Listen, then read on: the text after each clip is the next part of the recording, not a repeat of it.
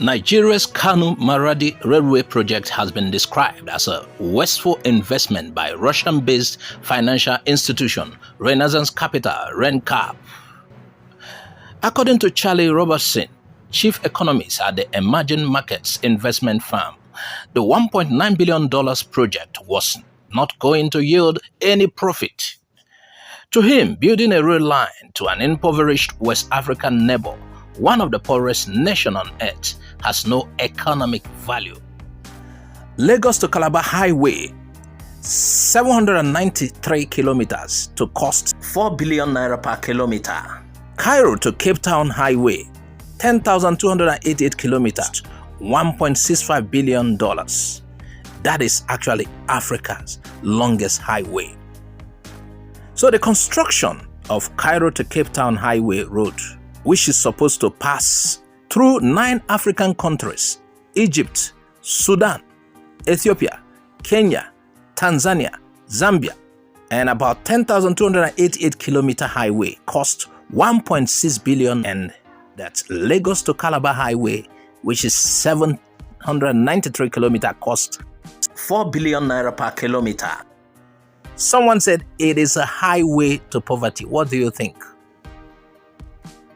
Now, aside the cost of constructing this highway, let's look at the economic value of that. Because some of this money that I used to construct this highway are borrowed.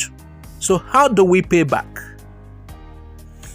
Let's look at other possibilities.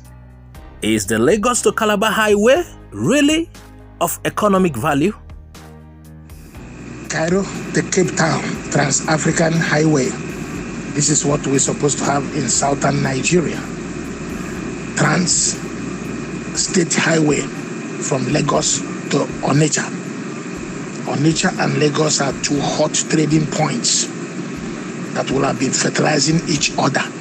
But I don't know what is the problem between the Igbos and the Yorubas. Efficient transportation between the 2 locations will spin up commerce in Lagos and spin up commerce in Onitsha. The same thing, the 2 locations supposed to have direct rail link.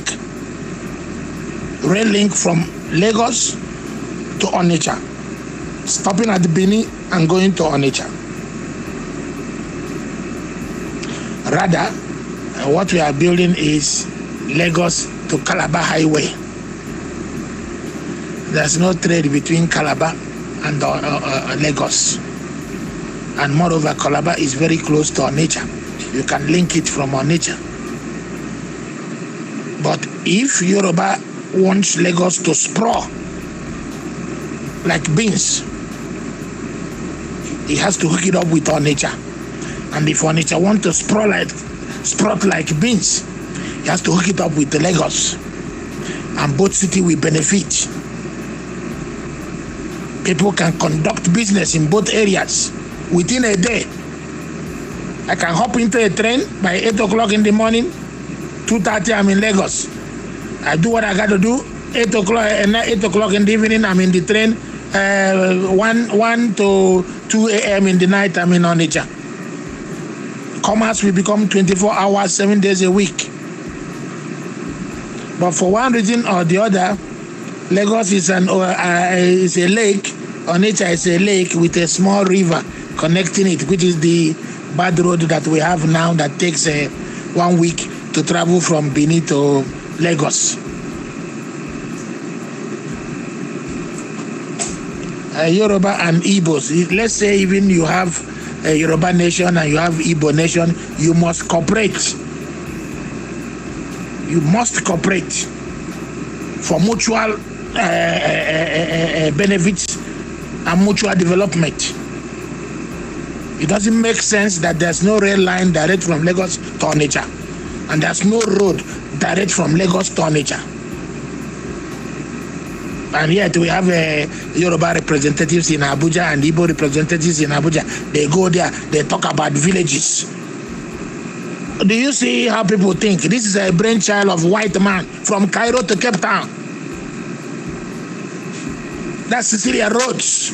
He has a rail line too from Cairo to Cape Town. South Africa supplies light from Cairo to Cape Town, from Cape Town to Cairo. That's how people think. They think big. They're not thinking like villagers.